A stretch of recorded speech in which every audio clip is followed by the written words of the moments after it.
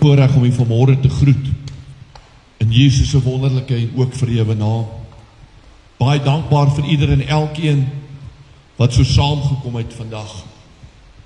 Mag ons met geestelike ore hoor vandag.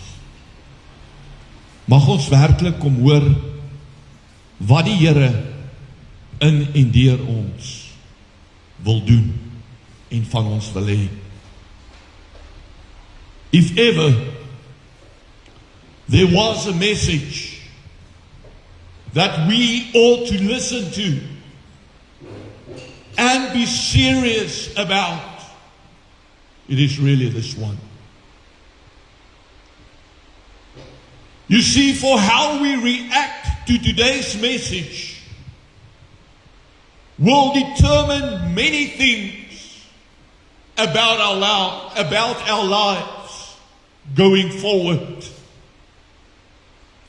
And I'm not referring to this message in the sense of it being a good message to listen to. It is not a message to purely come and motivate or encourage you either. But I'm referring to the fact that we ought to listen and do. Consider the message and do. And then meditate upon the message and do. So it's first listening, hearing this morning, and then go and act. Then it is about considering, thinking about, and act. And then we need to meditate even further and act. Die grootste probleem met ons lewens, en jammer om te sê, maar met ons godsdiens en ons geloof, is dat dit alles teoreties geword het.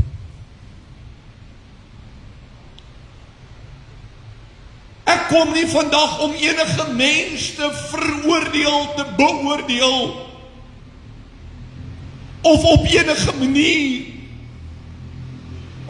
te oordeel nie. Maar tog moet ons na ons lewens kyk in die Here.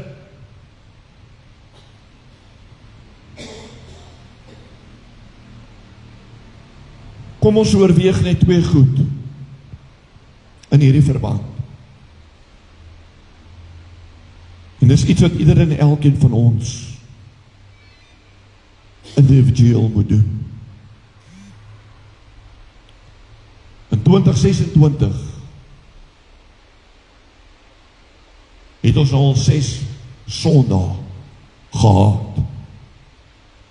Daar het 6 boodskappe uitgegaan. Hoeveel van hierdie boodskappe wat uitgegaan het, kan ek en u onthou? En hier verwys ek nie bloot net na die tema nie, maar die konteks van die boodskap wat God met ons gedeel het.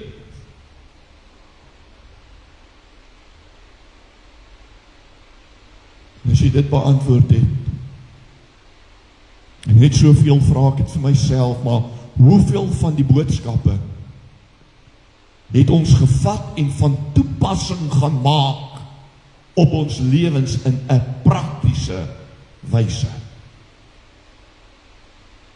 What is required from here on, if we want to influence and impact our lives and also our year,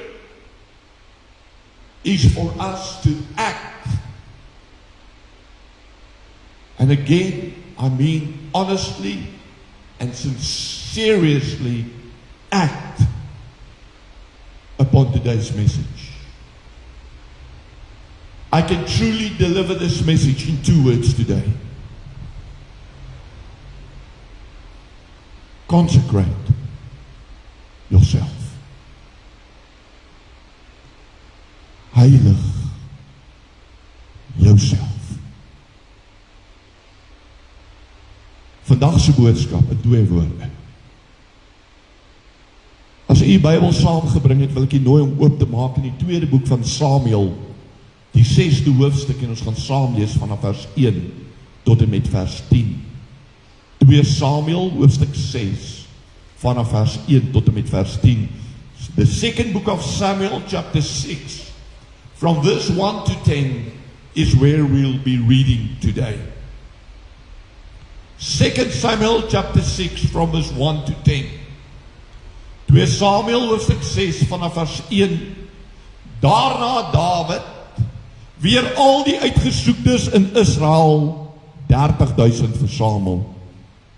En Dawid het hom klaargemaak, en met al die mense opgetrek wat by hom was, van Baal en Juda, om die ark van God, waaroor die naam uitgeroep is, die naam van die Here van die leerskare, wat op die Gerubstroon daarvandaan te gaan haal. Hulle het die ark van God op 'n nuwe wa vervoer, en dit uit die huis van Abinadab, wat op die heuwel is, gebring. Terwyl Isa en Ahju, die seuns van Abinadab, die wa drywe. Met die ark van God het Ahju voor die ark geloop. En Dawid en die hele huis van Israel het voor die aangesig van die Here gespeel met allerhande instrumente van siprushout, naamlik met siters en harpe en tamboeryne en bekkens en simbale. En toe hulle by die dorsvloer van Nagon kom, het Isa sy hand uitgesteek na die ark van God en dit vasgehou, want die osse het gestruikel. Daarop het die toorn van die Here teen Isa ontvlam, en God het hom daar getref oor die vergryp, sodat hy daar by die ark van God gesterf het. En Dawid het ontroer geword, omdat die Here 'n skeer aan Isa geskeer het. Daarom het hy daardie plek genoem Peres Isa tot vandag toe. En Dawid het daardie dag vir die Here bevrees geword. En gesê, hoe kan die ark van die Here na my kom? Daarom wou Dawid nie die ark van die Here by hom in die stad van Dawid laat inkom nie. Maar Dawid het dit na die huis van Obed-Edom, die Getiet, laat wegdraai. Kom ons maak dit ons oor toe. Here, baie dankie vir u woord. Sal u hierdie woord in ons harte kom vaslê. Will you come and bless it, O Lord? And will you allow your word to truly stir up our spirit today, so that we may also be revived. Here, dat ons kan herleef in hoe ons u dien, u volg en u aanbid. My gebed is, Here, dat u die spreker sal wees, en dat ons sal hoor, sal inneem, en beweeg sal wees, volgens u woord. Dis my gebed, in Jesus se naam. Amen. Ons teksvers is opgeteken in Joshua 7, die 13de vers. The text for today is in the book of Joshua chapter 7, verse 13. Joshua 7 vers 13 staan op. Heilig die volk en sê, heilig jouself teen die môre. Want so sê die Here, die God van Israel, daar is 'n ban in jou midde, Israel. Jy sal nie kan standhou voor jou vyande, totdat julle die ban onder julle verwyder het nie.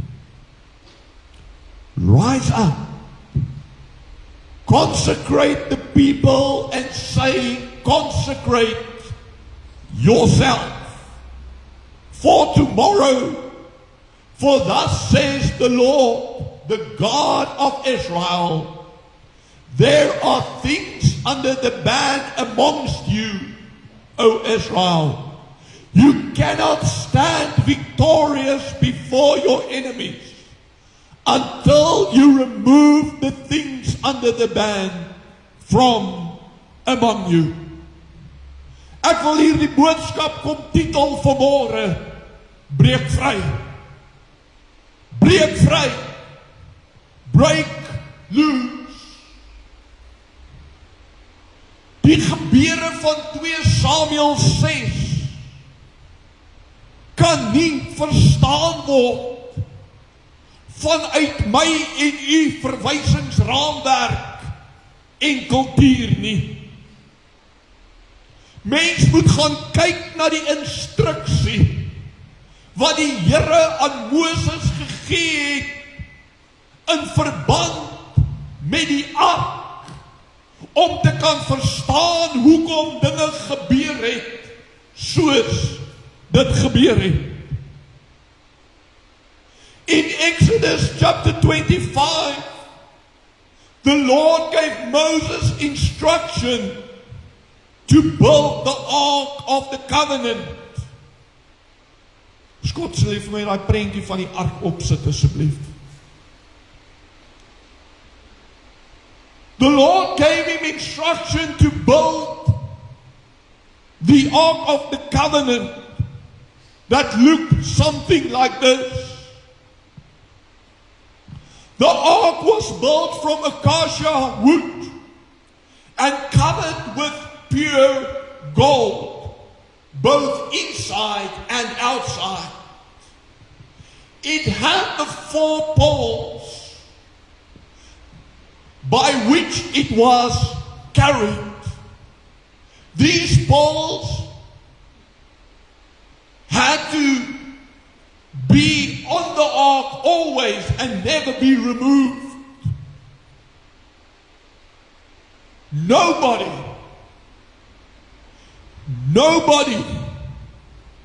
was allowed to touch the ark in any way. Wanneer dit gedra was, het die Lewiete dit op die skouer gedra aan die paal wat hy vasgehou het. Maar hy mag nie aan die ark geraak het nie. The Ark of the Covenant was a sacred chest and held the tablets of the 10 Commandments which the Lord gave to Moses. It represented God's presence amongst his people, and it played a central role in Israel's worship and key events, including military victories.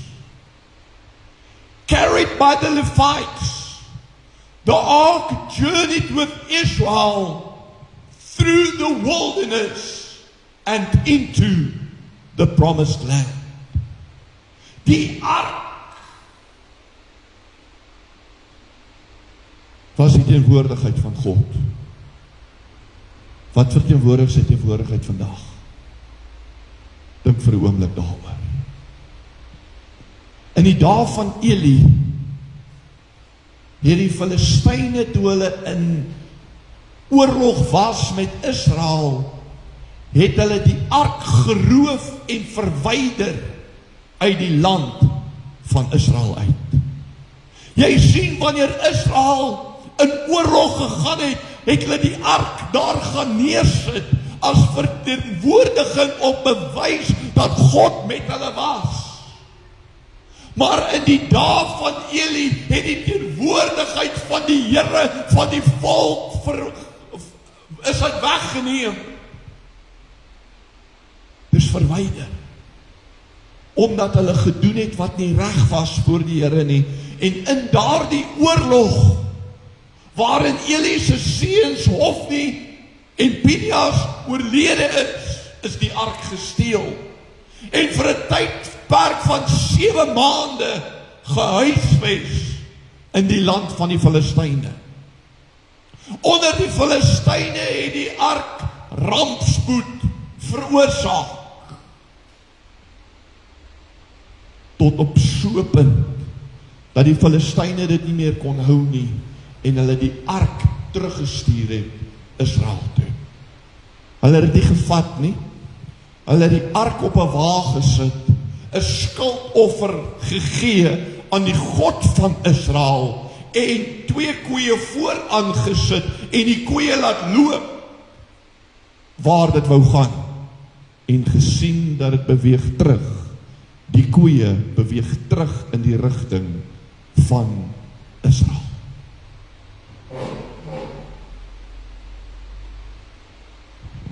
Daarna vir 'n tydperk van ongeveer 20 jaar bly hierdie ark in die huis van Abinadab.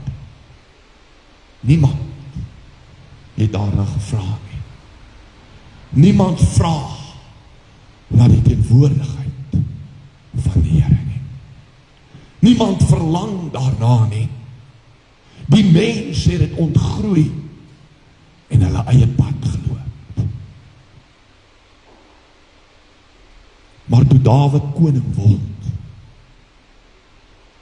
kom die ark ter sprake. Toe Dawid koning word, kom die ark weer ter sprake. En Dawid besluit om die ark te gaan haal en terug te bring na sy ereplek in Israel. So when I summarize all of what I said, we see that the ark represented God's presence and contained God's instructions to his people. The ark represented God's presence and it contained God's instructions. The ark was sacred and had to be handled as such. The ark played a central role in Israel's worship and key events. Israel could not deviate from God's word and guidance even when they were uninformed and ignorant. Israel kon nie afwyk van God se woord en instruksies nie, selfs nie in die tyd toe hulle oningelig en onkundig was nie. God se woord pas nie aan by my vlak van kennis nie. God's word isn't altered according to my level of understanding.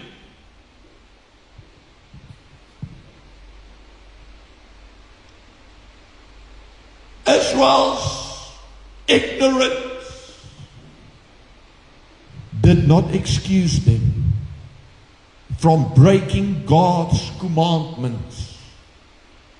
At the time, David and those who were with him did not know how the ark should have been handled and taken care of.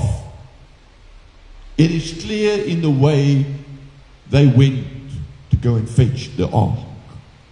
Their good intentions were not enough when God's word and instructions were not followed. Here, maar my bedoeling is reg.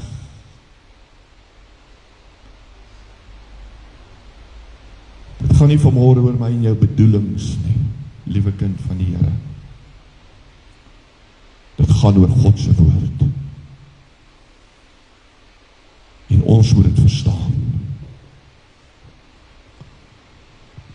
Dawid in sy onkunde doen moeite. En ek wil jy moet oplet. Hy het moeite gedoen. Hy gaan soek 30.000 mense uit. Die skrif sê, daarna Dawid weer al die uitgesoektes in Israel 30.000 versamel. En Dawid het hom klaar gemaak. Dawid het gereed gemaak. En saam met die mense het hy opgetrek om die ark te gaan haal. En wat doen hy? Hulle vat die ark en hulle sit hom op 'n nuwe wa. Dawid het nie sommer 'n ou trailer gaan uithaal nie. Vergewe die een fout. Dawid gaan leen nie sommer net enige iets nie. Hy kry 'n nuwe wa. En hulle vat die ark en hulle plaas hom op die wa. En daar's osse vooraan. En nou is hulle opgewonde. Hulle harte is opgewonde. Their hearts were stirred up. They were joyous. Hulle het 'n nuwe verwagting gehad van die teenwoordigheid van God. Keer terug.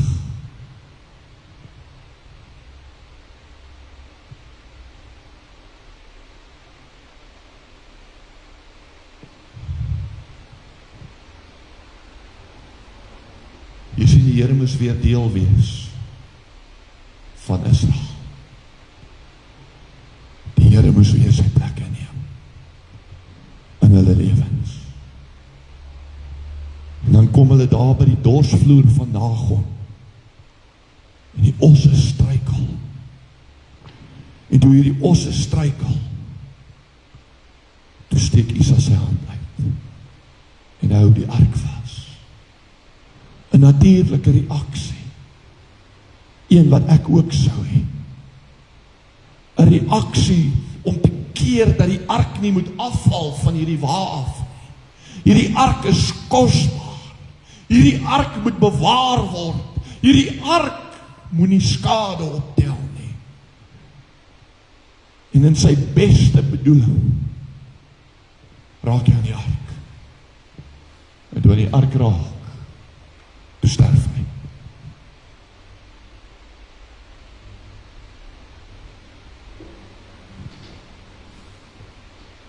En niemand kon verstaan. Hoe kan die Here dit doen? Here, ons doen dan reg. Ons kom maak reg met U. Ons keer terug. Maar Here, wat ons doen is nie aanvaarbaar nie. En U sal sterf. Because of this, David was filled with fear for the Lord. Why was he filled with fear? He realized how great God was.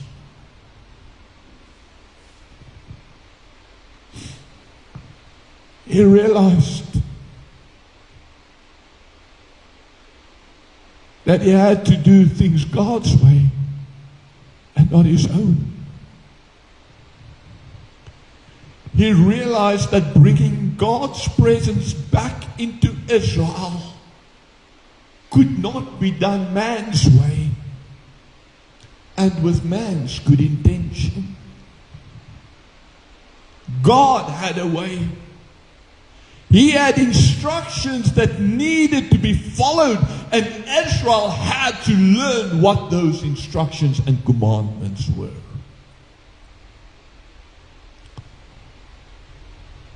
And because of this that happened, David turned the ark away. Here, ek is nie waardig vir die teenwoordigheid by my.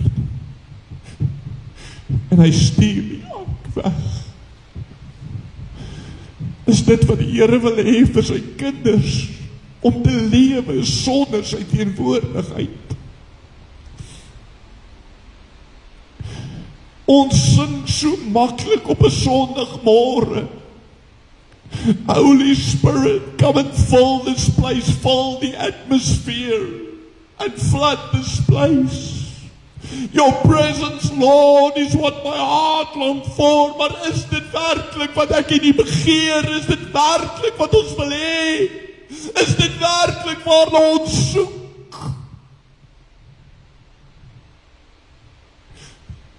Of is ons so vasgevang in ons gebruike en ons manier van aanbidding, dat dit nie sentraal gaan oor die teenwoordigheid van die Here nie, maar net 'n gebruik.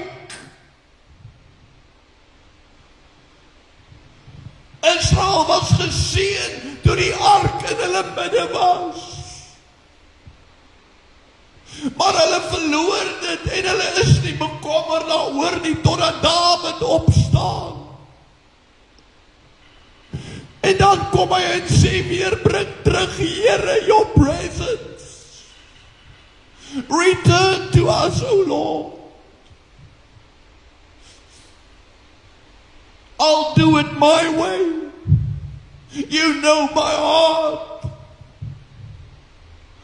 My heart is sincere. But still the Lord cannot go against his own word. And David's attempts were rejected.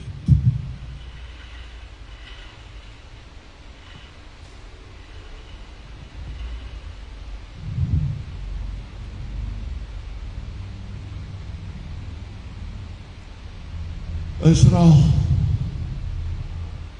heilig julleself. Net soos in die dae van Joshua, toe Agan van die bandgoed geneem het daar in Jericho, en Israel as gevolg van dit 'n band geword het. Al was hoeveel ander nie skuldig daaraan nie, en een man het iets gevat wat nie van God af was nie, redeneer ons by tye, Here, maar wat ek toelaat in my lewe is nie so erg nie, ag Here, dis maar 'n ou klein dingetjie, maar die Here sê, Israel, solank as wat jy nie die band onder jou uit verwyder nie, sal jy 'n band wees en nie jou vyande kan oorwin nie. Israel, heilig jouself. Sonder om jou te heilig, sal jy nooit die teenwoordigheid van die Here kan terugkry nie.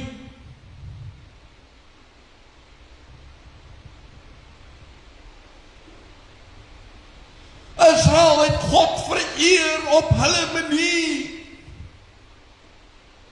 maar sonder sy teenwoordigheid. Hoeveel van God se teenwoordigheid is onder ons in ons lewens vandag?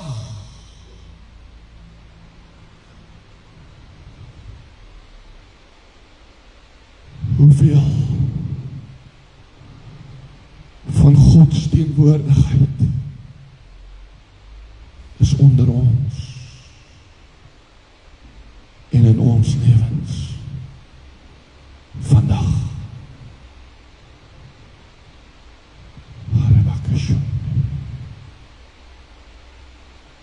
To consecrate themselves. The Lord's instruction to his people was to wash their clothes.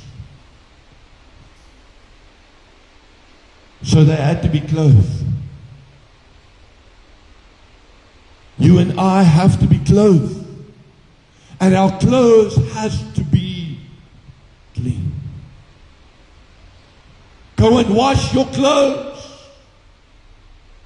In other words, go and purify yourself. The washing of the clothes was a symbol of purification. As they consecrated themselves, they had to abstain from certain activities so that they could focus their hearts and their eyes and their beings and their minds on the spiritual significance of what they wanted to achieve.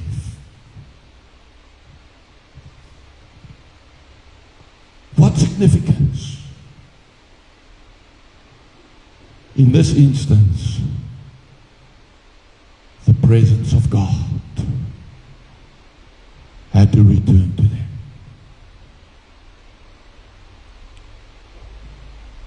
The sanctification process was essential for preparing Israel to meet with God, with the emphasis on holiness, so that they might enter into His presence.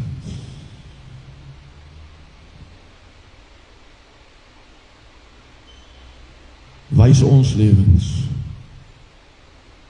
op die belangrikheid van God se teenwoordigheid by ons. Wys ons lewens op die belangrikheid van God se teenwoordigheid by ons.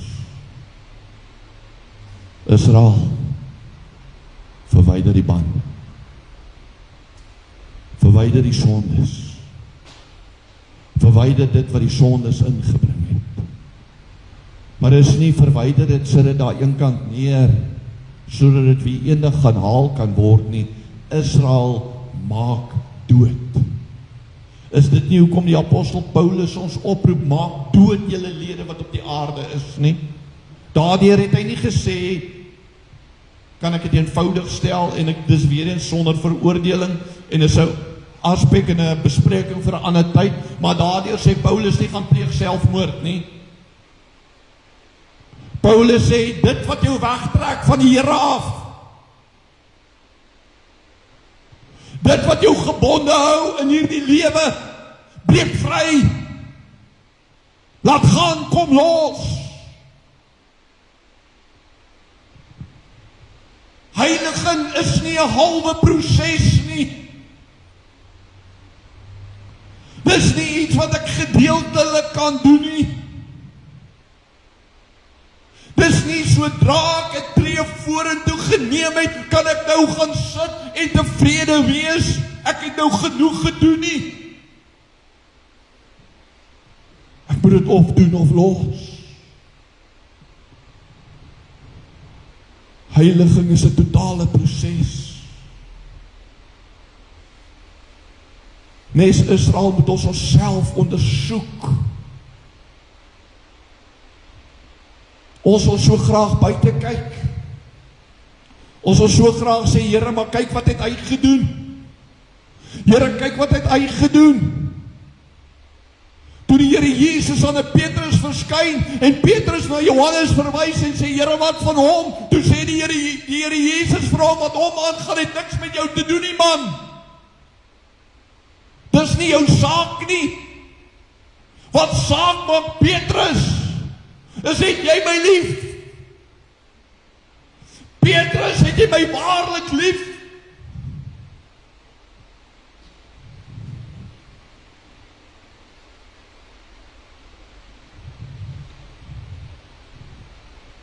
Heiliging is nie om vinger na ander te wys nie. Dis nie om jou beste verskonings voor te lê en uit te dink nie. Want ek wil vir jou vanmôre sê, nie my of jou verskonings gaan eendag voor God staan nie.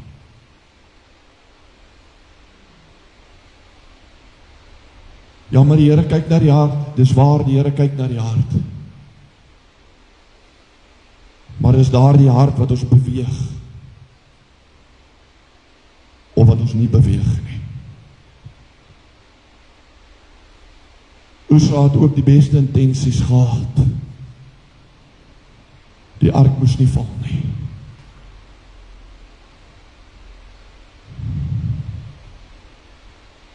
So ons verskonings gaan nie voor die Here staan nie. Dis tyd om af te lê. Alles wat nie uit die Here uit is nie. Because of all that happened, David was heartbroken. He never intended for a family to be dumped into grief. But you know what I realized? Ultimately, without grief for our sins and ignorance, we shall never consecrate ourselves fully. Blessed are those who grieve. And that is not a grief because of a loved one that passed. That is a grief for our sins and our ignorance. Want my volk gaan te gronde weens 'n gebrek aan kennis. En daarom kom Paulus en sê vir die kerk in Korinthe in 2 Korintiërs 6 vers 17, gaan onder hulle uit en sonder julle af en raak nie aan wat onrein is nie. God soek na meer as net toewyding. Hy verlang goddelike heiligheid. En vanmôre wil ek u en vir my kom vra, is ons bereid om dit te gee? Sodat God se teenwoordigheid kan terugkeer na ons lewens toe. Pastoor, sê jy ons leef sonder God? Definitely without the fullness of God, yes. None of us have experienced the fullness of God as yet. And therefore the Lord wants to return to His people and will do so only if we are willing to return to Him.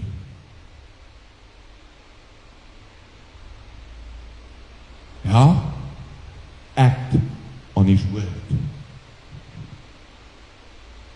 Here, let dit baie sterk op my in hierdie jaar. Reageer op sy woord. Ek wil afsluit vanmôre. Ek wil jou 'n vraag vra en dan gaan ek afsluit met 'n storie. Sal ons moeite maak en reageer op God se roepstem, op God se woord? Of gaan ons die uitstap vandag en hierdie boodskap vergeet?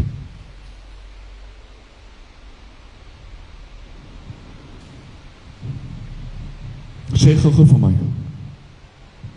En hierdie is vanuit my verwysingsraamwerk. Ek het glad nie met 'n blinde man gepraat nie. Maar wat is vir 'n blinde man die belangrikste ding in sy lewe? Wat is vir 'n blinde man die belangrikste ding in sy lewe? Daai stok waarmee hy loop.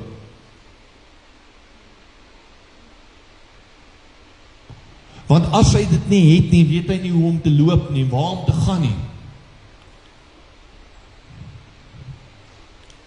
En as die Here sy sig herstel, wat is die eerste ding waarvan hy ontslae raak?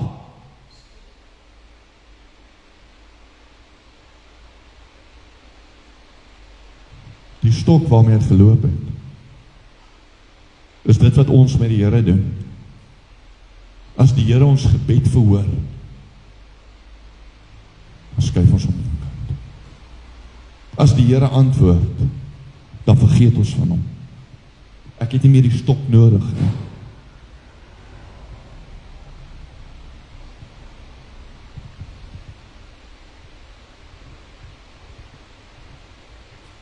Die Here sê vir die kerk in Laodicense, weet jy nie dat dit jy is wat naak en arm en blind en beklaanswaardig is nie? Weet jy nie dat dit jy is wat arm en blind en naak en beklaanswaardig is nie? Ek raai jou aan, koop van my goud wat deur vuur gelouter is, klere om jou naaktheid te bedek, salf om jou oë te salf, sodat jy kan sien. What will you do? Jesus' word today. Kom ons sluit ons so. Here, dis nie die maklikste woord om te hoor, of selfs te deel nie.